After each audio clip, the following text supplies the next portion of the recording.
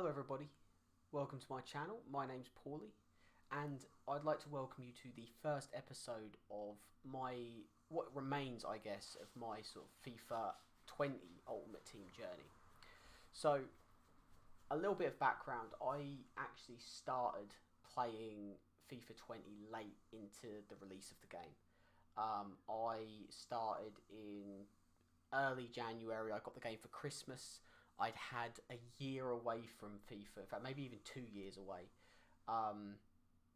after just not enjoying the game.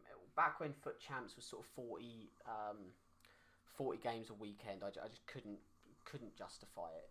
So I stopped, and I since came back, really got into the game, and of course during this COVID-19 situation, a lot of people just played FIFA constantly, and I was one of them. You know, I was off work, I had nothing to do, so me and a group of my friends were playing FIFA constantly, which allowed me to actually get quite good at a lot of different features and aspects of the game. Unfortunately, I found that I was much better at the menu system than actually playing the game. Which I will hold my hand up straight away and say I'm not the best FIFA player. A bit of background on sort of my gameplay. I've finished Gold 1 once since I started playing. I finished Gold 2 quite regularly, Gold 3 a few times, and Silver 1 twice. And I think my first weekend league I finished Silver 2. So that's a bit of my background on gameplay. Now, what I'm going to do is before we get into the main thing that I'm going to be doing on this channel, I want to sort of show you through what the situation is with my club. So I had quite a stacked club at one point. I got very lucky in my first ever red picks that I got the third informed Ben Yedder. And at the time, I didn't even realise how ridiculous of a pull that was. Obviously, in hindsight, I now know that was some god tier red pick. He was worth about 600-700k at the time. It was madness. And when the team of the season so far came out, I had the better part of 3 million coins. I took those 3 million coins and invested them in rare League 1 players, because I wanted to absolutely spam the upgrade packs in the best attempt to get the team of the season so far, Ben Yedder, when he came out. Unfortunately, I got every team of the season so far for League 1, apart from Ben Yedder, Neymar and Mbappe, multiple copies of a lot of them as well. So I was playing the game and I was quite enjoying it, and then when the Prime Icon packs came out, I dumped all but my starting 11 into those Prime Icon packs. It was a stupid thing to do in hindsight, but I kind of lost my head with the game because I unfortunately put my Fut Christmas Mendy card into a Prime Icon SBC, not realising that I hadn't actually completed the next step. But that was just me being stupid. I've not really looked back. I was fortunate enough to already have Prime Roberto Carlos when that happened. So 6 of one, half dozen of the other. So as it stands, this is my team. A lot of really good players in here. This is completely untradeable. I don't like holding on, especially at this point in the game. I don't like holding on to cards that are tradable. I like to sort of get rid of them. Roberto Carlos has over 1,000 games played for me. Absolutely incredible player. I replaced my red pick Ben Yedder with the shapeshifter Ben Yedder, which was an absolute ridiculous pull on a rivals rewards of all things. And players, these Prime Icons have all come out of Prime Icon upgrades, as I've rinsed and repeated them. I completed Vinicius Junior. I am a Real Madrid fan, therefore I thought that was quite important to get him done.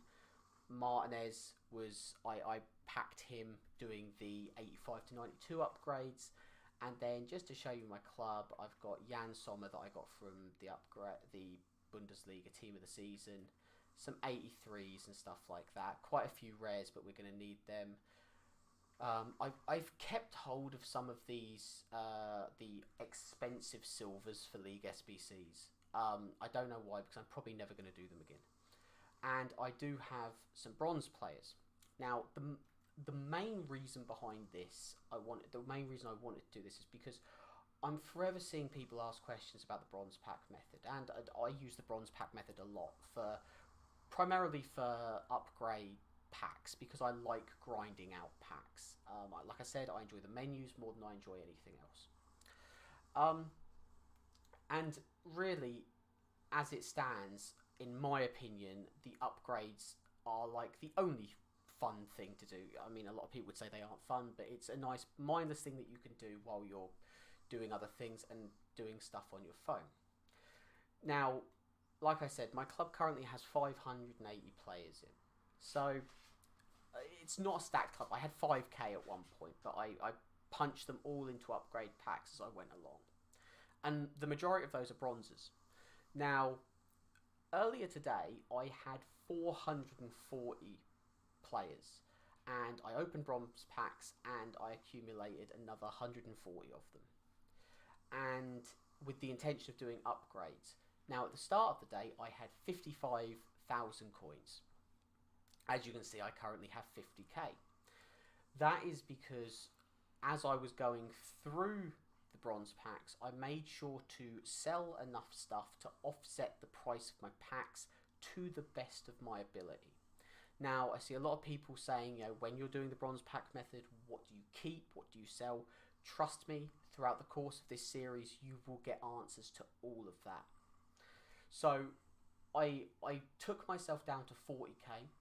I've managed to make 10k back on the sale of these cards, and I still have a lot of cards to sell, which should get me back up to around 55k, give or take. I didn't hit any good cards, apart from a Hellas Verona player who still at this point only sells for about 900 coins. And I picked up a couple of nannies. This was a bit of a tester on some investing, because I wanted to see how players' prices were rising still at this point in the game when they left packs. Nanny is currently in the team of the week. So I thought, you know what, I didn't have many coins anyway. I knew rivals were coming out the next day, so I figured I would pick up a couple of these and just see how they went. At the moment, I think they're actually doing quite well. He seems to be up about 1.9k. I bought them for 1.4, 1.5, and 1k, I believe. So that's a pretty good buy. I'll leave it for a few more days. Obviously, as time goes on, hopefully the price will slowly steep up and up. And depending on the SBCs we get, they will carry on. But that's just me testing some waters on stuff like that. Now, looking at stuff like this, so Shamrock Rovers players, always pay attention to your bronze packs to make sure if you see any Shamrock Rovers players, they will sell. Now, they might only sell for 200 coins, but when you're opening them out of 400 coin packs, that's 50% of your value back. That's a win. The Sudamericana and the Libertadores cards, they will always sell. The majority of players that play in leagues that are League SBCs, they will sell for at least 200 coins. And centre backs are still selling due to, once again, the upgrade SBCs. And as we go through the upgrade SBCs, I will show you why they sell, because there is something that I do as well as I'm sure a lot of people do, that just makes those SBCs that little bit easier. You see, I got these more Shamrock Rovers players, some German centre mids. Now, because the current upgrade system is when you go from bronze to silver, you obviously get the silver players out, then you go silver to gold, you get the gold players out of the 4 gold players packs.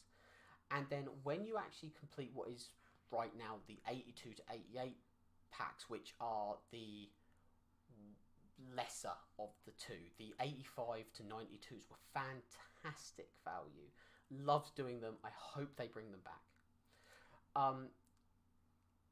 When you get to that point, you are dealing with a 4-4-2 formation.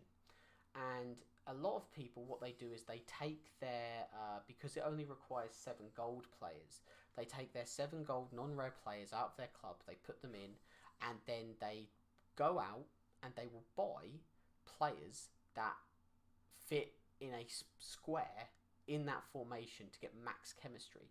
That way you really don't have to worry about chemistry with any of the golds that you've put in. It's absolutely fantastic. It's a good way of doing it, and at worst it costs you 800 coins if you buy all of those 4 bronze players.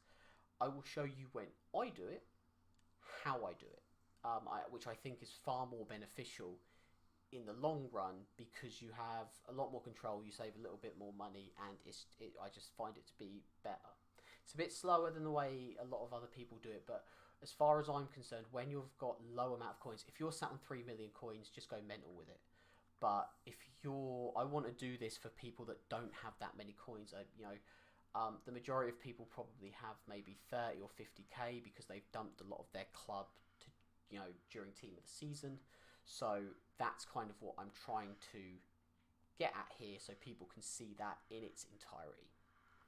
So these German players, they will sell in centre mid. French players will sell in centre mid. You've got centre backs. Obviously, he is a Shamrock. Union Berlin players will always sell. Dusseldorf players, anything from, once again, the big leagues, they'll sell for a little bit. You've got right wings are still selling, which is a bit confusing to me because the right wings massively spiked in price from the major leagues with the last one because it was a 3-4-3 formation, if I remember rightly. Lewis from Liverpool, once again, he's selling because of a lot of the SBCs that are coming out at the moment. The baseline for these bronzes is going up because the baseline for the golds that would normally be used instead of them is also going up. For example, with Liverpool, Nathaniel Klein, who is a right back, who is normally the go-to because you're not going to put Trent into a league SBC. Nathaniel Klein is normally the go-to. Obviously, as we're going through, Nathaniel Klein's price is going up slowly, which means the bronze right back's price is also starting to go up. They get dragged up together. So if you ever wonder why that spike is happening, that is why. Right backs and left backs from major leagues, they still sell. You've got some of these players like Jordi Sanchez. He always sells well. He'll always get you nearly 2 bronze packs back in value. And then you've got, like I said, you've got rare Irish players. There are still people, never assume. Now, this is one of the big things that I've sort of seen as I've gone through the game. Never assume that there is not someone stupid enough to buy this game now or start playing this game now. And a lot of people are doing the Celtic Knot thing. A lot of people will have left the Celtic Knot till now because it's a lot cheaper. There would have been a point in time when this Murray card would have sold for 10k. I can almost guarantee it. So never just look at a card and go, oh well, rare Irish, they were worth a lot 3 months ago. Just do a check. They're not going to be worth a massive amount, but they could still be worth your pack value back. Then Hellas Verona, just all of these rare players, they sell for a little bit. Obviously Brazilians will always sell because people are drawn to the nations that they know. It's a weird mentality with a lot of the player base of this game, that they are drawn to the nations that they know when filling in league SBCs. That is why when your generic SBCs come out at 6 o'clock every day, the price of those standard league, the big league players will always go up.